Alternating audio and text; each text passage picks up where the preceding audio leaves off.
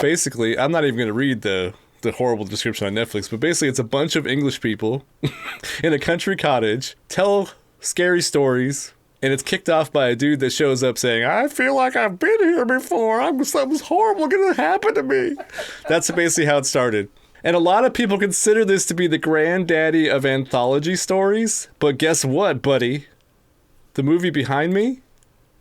It's a German movie from 1924 called Das Wach Finger in Cabinet, which is Waxworks. Oh, well, there you go. I don't know if I pronounced that right, but anyway. No, but it was 1924, and it was an anthology series. Of course, it was silent, so this would be the first sound one, I guess. Yes.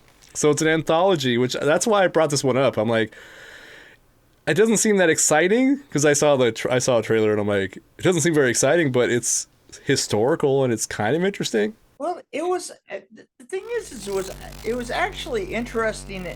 It was pretty interesting. It was much better done than I thought it would have been. Well, this came out of Ealing Studios, that wasn't really known for horror at the time, and it's right out of World War II. Apparently, I didn't know this, but they banned horror movies in Britain during World War II. So, did they really? So this is like one of the first horror movies to be released after the ban was lifted when World War II ended.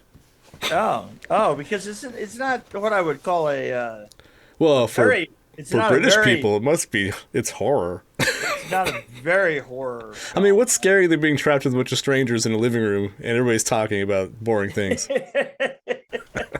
Really, I have to say it is interesting, but it was also very British. Yes, because an awful lot of it was done by dialogue. And it was interesting because it did point out, or as the British say, it did point up the differences between American film and British film, because 99% of the driving of this film was in the dialogue.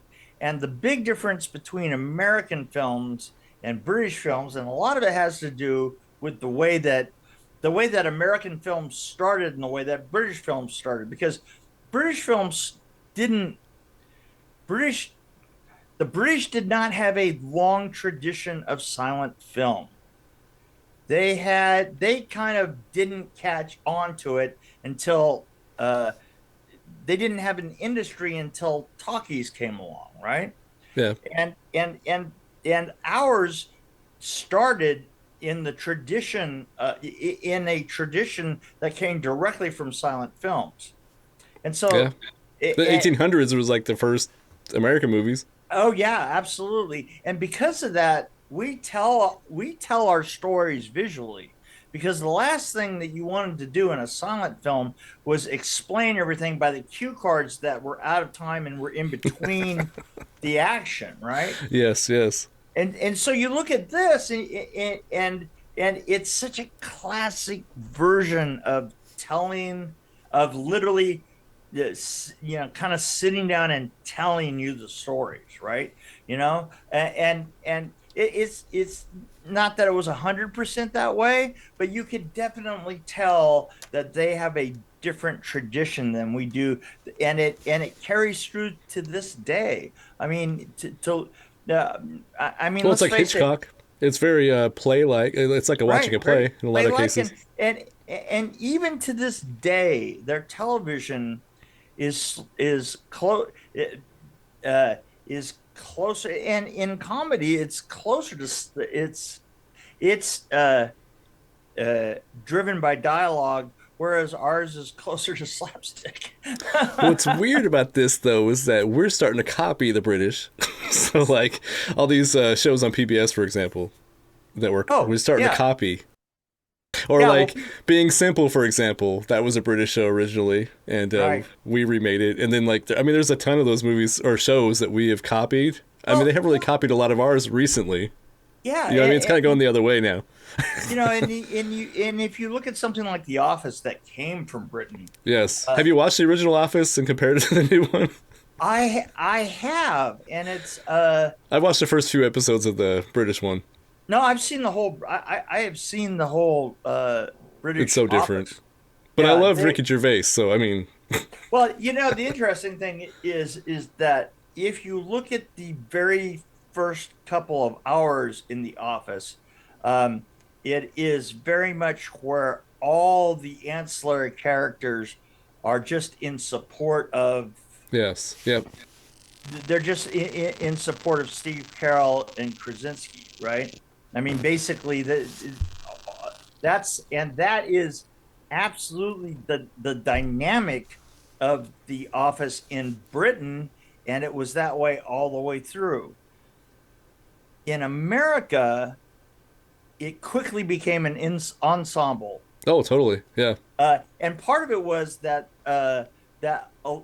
almost everybody that was on the show started as the writers. Well, that's what I was gonna say. They had the writing was different because you had a lot of people that came from comedy backgrounds that were writing for other comedies.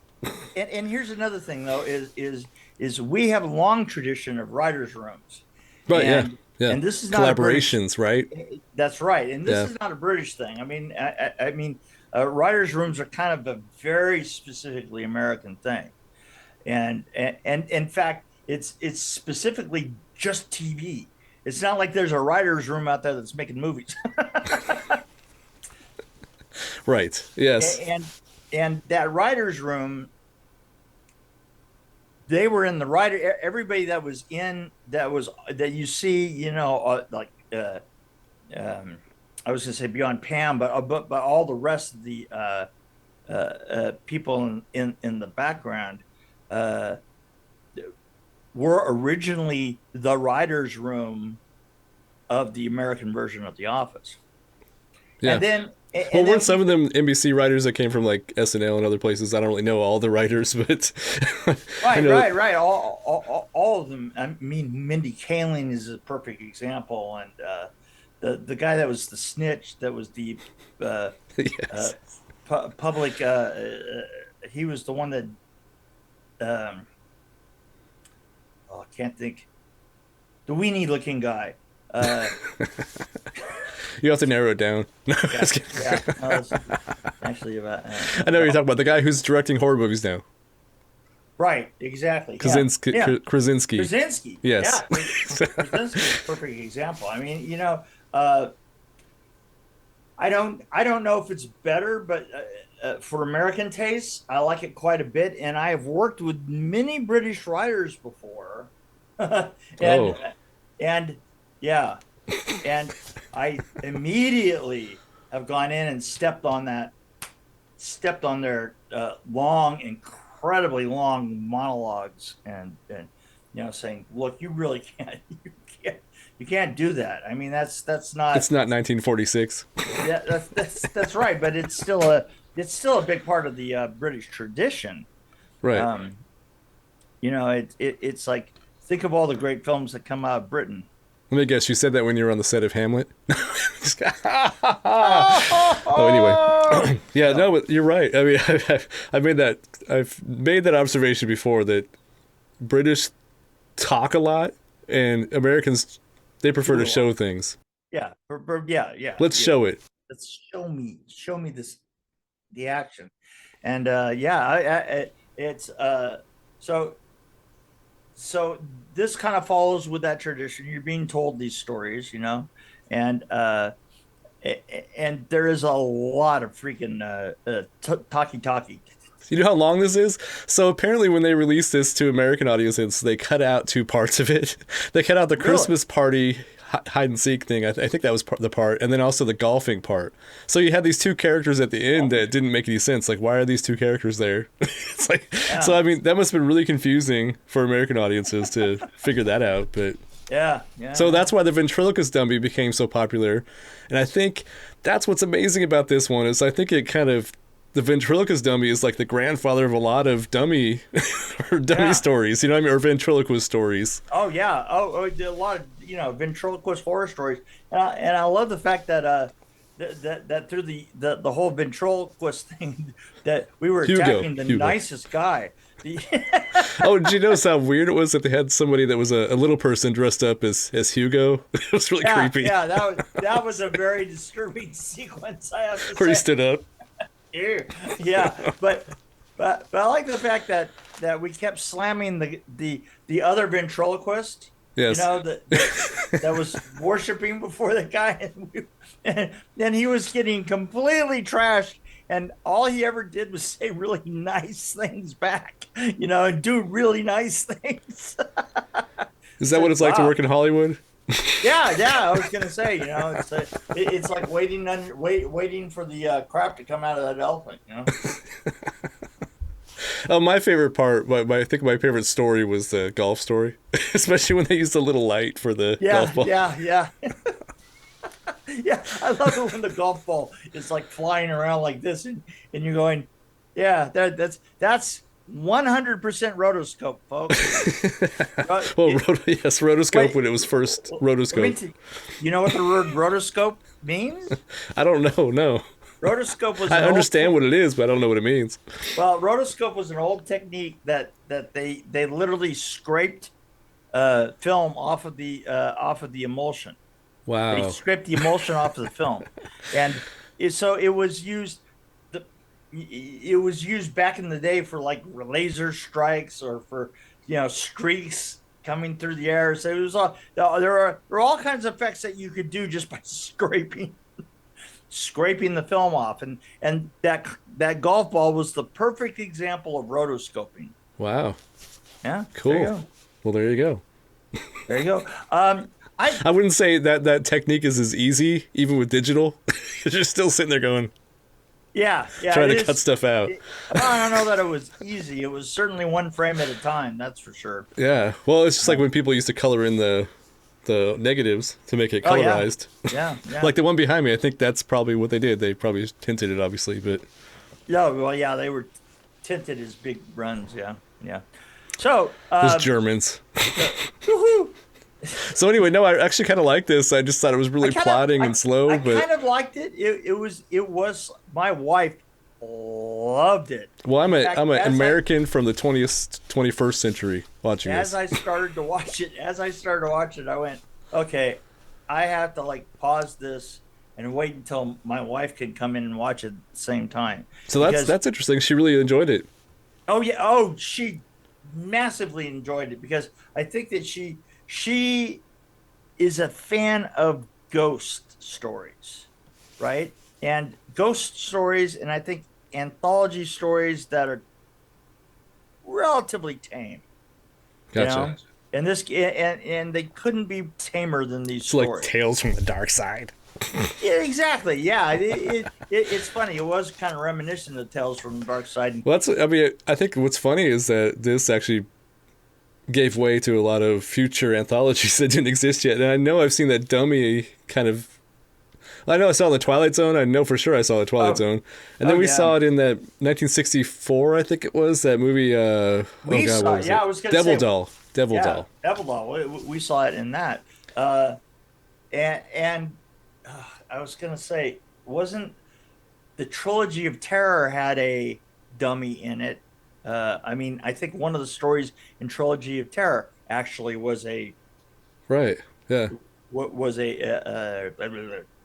dummy talking thing. Dummy talking. The ventriloquist. Oh, Vince- one thing that was different about this was the guy that played the ventriloquist was phenomenal, especially when he was in the